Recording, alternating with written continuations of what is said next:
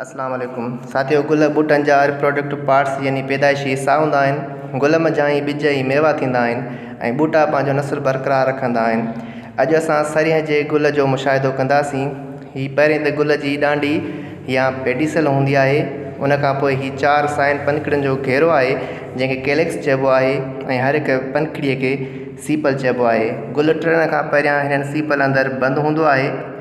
पहिरीं त असीं सीपल्स खे पटे अलॻि कंदासीं त जीअं गुल जे ॿियनि हिसनि जो मुशाहिदो थी सघे।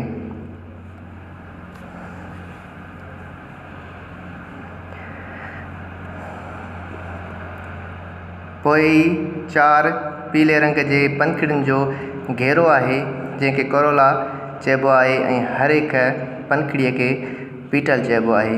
ही रंगीन पनखड़ियूं गुल खे सूंहं बख़्शींदियूं आहिनि ऐं इहो ॿियनि जीतनि ऐं पोपटनि खे गुल ॾांहुं अट्रैक्ट कंदियूं आहिनि।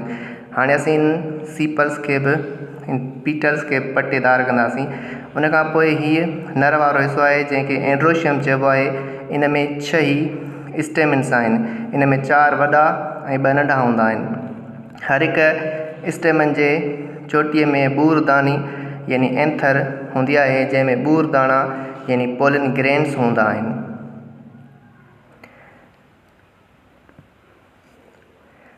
हाणे असीं स्टेमन्स खे पटेदार कंदासीं। उन खां पोइ ही विच में गुल जो मादी हिसो यानी गाइनोशियम आहे। हिन खे पिस्टल चइबो आहे ऐं हीअ ॿिज जी ओवरी आहे। इन में कचा बेज़ा यानी ओव्यूल्स हूंदा आहिनि ऐं ही चोटीअ में हिन खे स्टिग्मा चइबो आहे। एंथर मां पोलिन ग्रेन्स निकिरी हिन स्टिग्मा ते ईंदा आहिनि। इन अमल खे फर्जण यानी पॉलिनेशन चइबो आहे।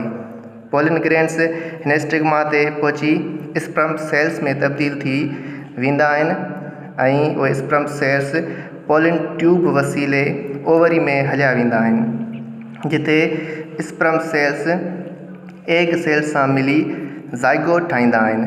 हिन अमल खे ज़रखेज़ थियण वारो अमल यानी फर्टिलाइज़ेशन चइबो आहे। पोइ ज़ाइगोट सेल डिवीजन वसीले वाध कंदो आहे ऐं जेका ओव्यूल आहे उहा ॿिज में तब्दील थी वेंदी आहे ऐं ओवरी फरी या मेवे में तब्दील थी वेंदी आहे।